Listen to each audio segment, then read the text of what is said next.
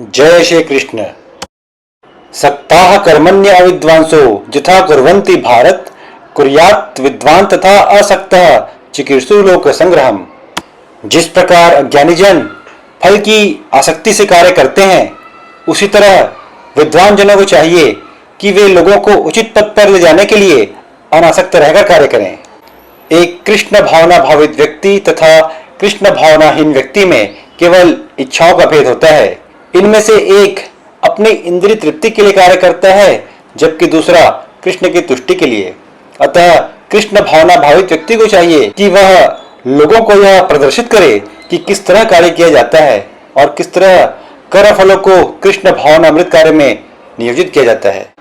न बुद्धि भेदम जनियत अज्ञानाम कर्म संगीनाम जोशयेत सर्वकर्माणि विद्वान युक्त समाचरण। विद्वान व्यक्ति को चाहिए कि वह सकाम कर्मों में आसक्त ज्ञानी पुरुषों को कर्म करने से रोके नहीं, ताकि उनके मन विचलित ना हो, अपितु भक्ति भाव से कर्म करते हुए वह उन्हें सभी प्रकार के कार्यों में लगाए। कृतेः क्रियमाणानि गुणैः कर्माणि सर्वशः अहंकार विमूढ़ आत्मा कर्ता अहमिति मन्यते। जीवात्मा अहंकार के प्रभाव से मोहग्रस्त होकर अपने आप को समस्त कर्मों का कर्ता मान बैठता है, जबकि वास्तव में वे समस्त कर्म प्रकृति के तीनों गुणों द्वारा संपन्न किए जाते हैं। हमने आपको अपने पिछले श्लोकों में यह बताया था कि जीवात्मा शरीर रूपी रथ पर बैठा हुआ यात्री मात्र है।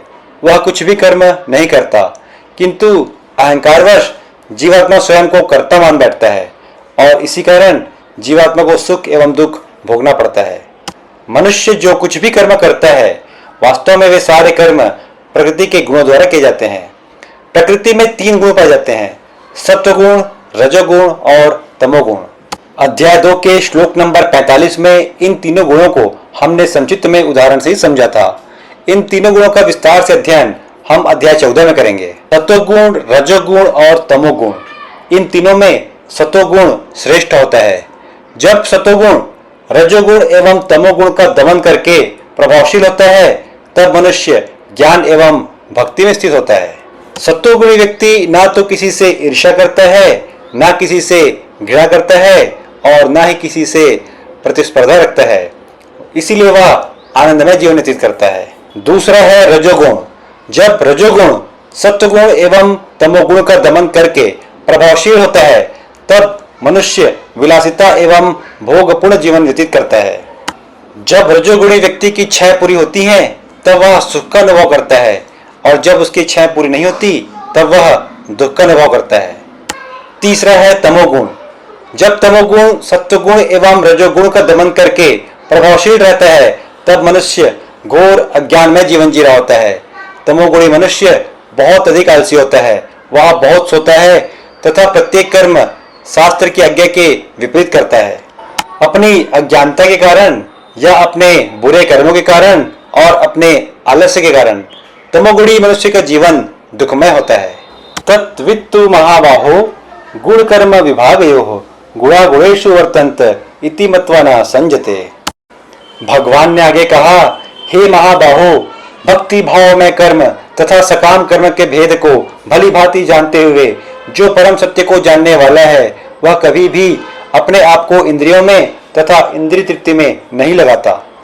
कृष्ण की भक्ति को प्राप्त कर चुका मनुष्य इस सत्य को जानता है कि हमारा यह शरीर हमारे पूर्व जन्म के कर्मों का परिणाम है और हमारे इस जन्म के कर्मों का परिणाम होगा हमारा अगला शरीर।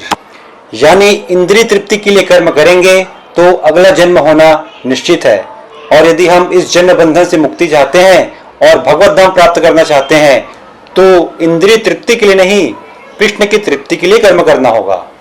प्रकृतेः गुण सम्मूढ़ाः संजते गुण कर्मसु तान अकृष्ण विदो मंदान कृष्ण विद्यना विचालयेत।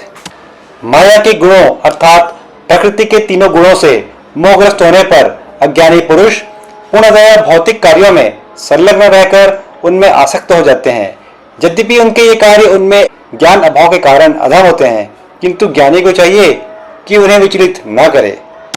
जो लोग अज्ञानी हैं, वे कृष्ण भावना भावित के कार्यों को समझ नहीं पाते।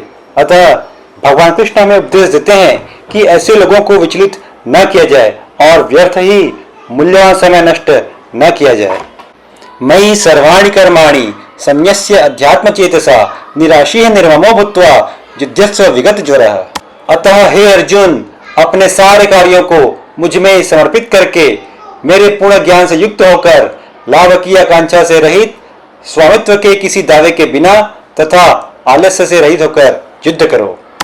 अर्जुन के इंद्रियों की तृप्ति इस बात पर है कि वह अपने गुरु, पितामह और भाइयों पर बाण न चलाए। इससे अच्छा तो यह है कि वह सन्यासी हो जाए और भिक्षा मांगकर अपना जीवन यापन करे। किंतु कृष्ण की तृप्ति इस बात पर है कि अर्जुन अपने क्षत्रिय धर्म का पालन करते हुए युद्ध करे। अतः भगवान कृष्ण इस श्लोक में अर्जुन को आदेश दे रहे हैं कि युद्ध करो। इस श्लोक में निराशी ही निर्मम शब्द का प्रयोग किया गया है। निर्मम शब्द का अर्थ है मेरा कुछ नहीं। निराशी का अर्थ है स्वामी के आदेश के अनुसार कार्य करना, किंतु फल की आशा न करना।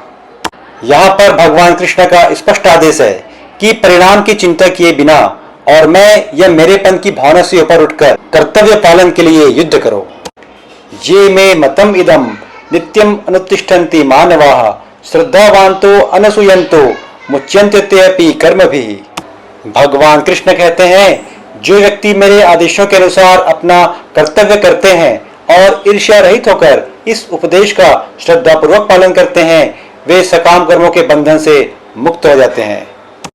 ये तु एतत् अभ्यसूयन्तो न अनुतिष्ठन्ति मे मतम सर्वज्ञान विमूढ़ान् तान् विद्धि नष्टान् अचेतसः। किंतु जो ईर्ष्यावश इन उपदेशों की उपेक्षा करते हैं और इनका पालन नहीं करते, उन्हें समस्त ज्ञान से रहित, दिग्भ्रमित तथा सिद्धि के प्रयासों से नष्ट भ्रष्ट समझना चाहिए।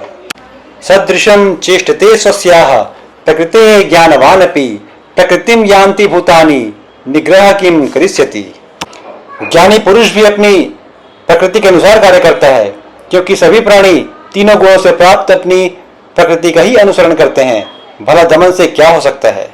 सतयुग में, त्रेता युग में और द्वापर युग में भी ऐसे बहुत से ज्ञानी जन थे जो सांख्य युग का अनुसरण करते हुए अपनी इंद्रियों का दमन किया करते थे और अपने भीतर की आत्मा को परमात्मा में विलीन करके मोक्ष को प्राप्त किया करते थे।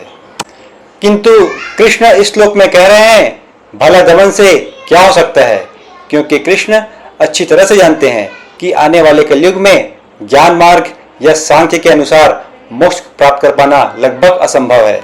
अतः कृष्ण ने निष्काम कर्म करते हुए भक्ति मार्ग पर चलकर मोक्ष प्राप्त करने का अनुमोदन किया है। अध्याय 3 के 5वें श्लोक में कृष्ण पहले ही कह चुके हैं कि प्रत्येक व्यक्ति को प्रकृति से अर्जित गुणों के अनुसार विवश होकर कर्म करना ही पड़ता है।